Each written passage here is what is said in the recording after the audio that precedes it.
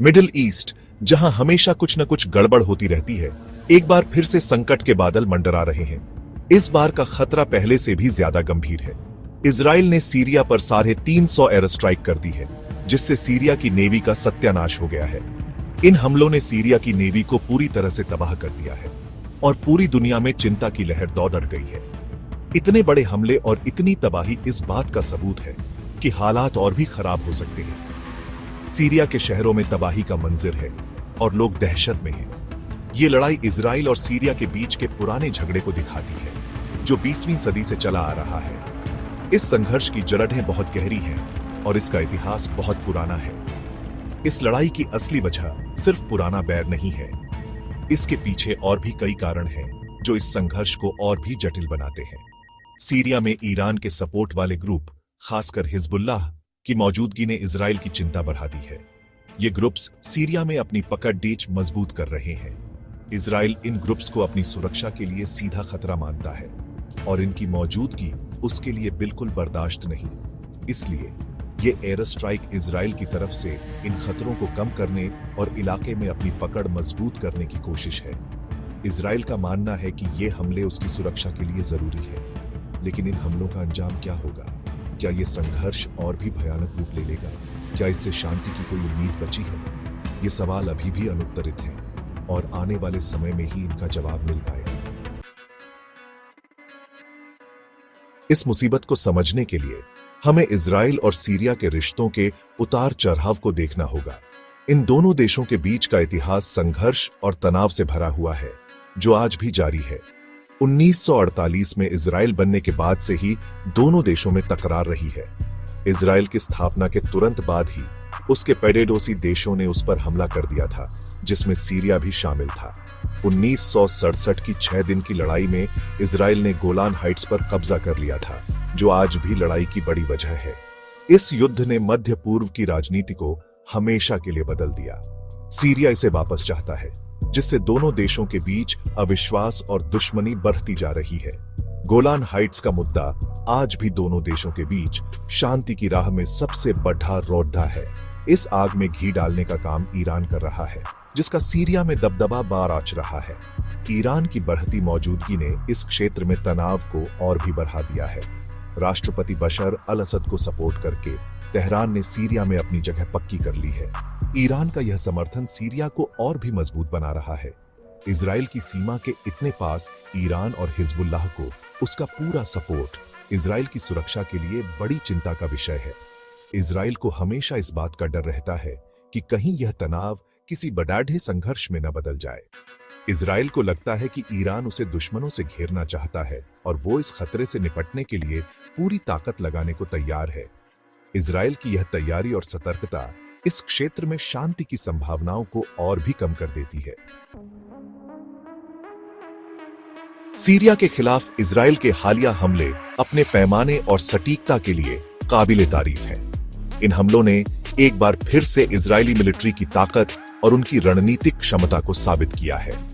Advance हथियार और पुख्ता जानकारी का इस्तेमाल करके इजरायली सेना ने अपने दुश्मनों पर भारी दबाव बनाया है। उनकी तकनीकी श्रेष्ठता और खुफिया जानकारी ने इन हमलों को और भी प्रभावी बना दिया है।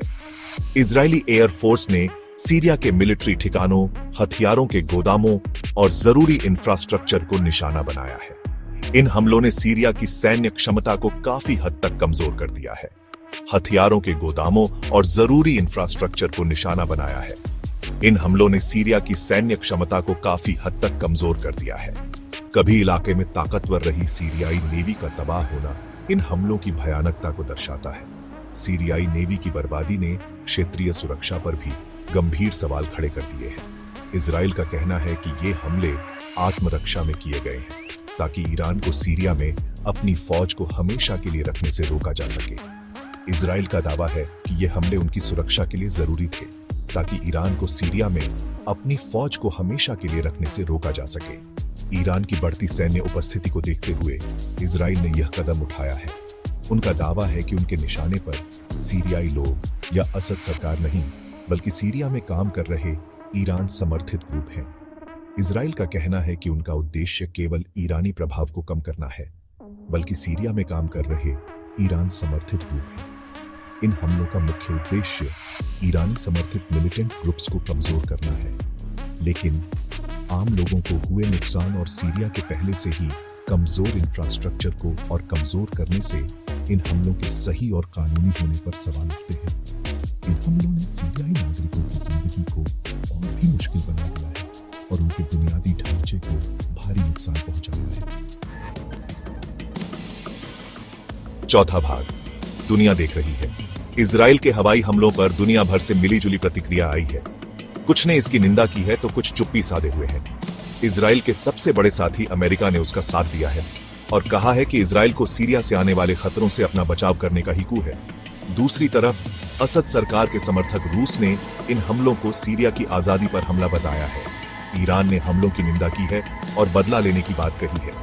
बीच में फंसे संयुक्त राष्ट्र ने सभी पक्षों से शांति बनाए रखने और बातचीत से हल निकालने की अपील की है, लेकिन बढ़ाते तनाव और कम होते भरोसे के बीच शांति की उम्मीद कम नजर आ रही है। पांचवा भाग, एक देश का हौसला। लगातार हमलों और अपनी सेना को हुए नुकसान के बावजूद सीरिया का हौसला नहीं टूटा है।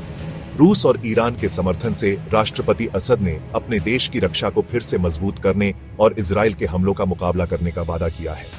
उनकी सरकार इन हमलों को सीरिया की आजादी को कमजोर करने और इलाके में अपनी पकड़ बनाए रखने की इजराइल की कोशिश बता रही है, लेकिन इस लड़ाई में लोगों की जान जा रही है, इसे नजरअंदाज नहीं किया जा सकता। पहले से ही गृहयुद्ध से परेशान सीरियाई लोग अब क्षेत्रीय शक्ति संघर्ष में फंस गए हैं।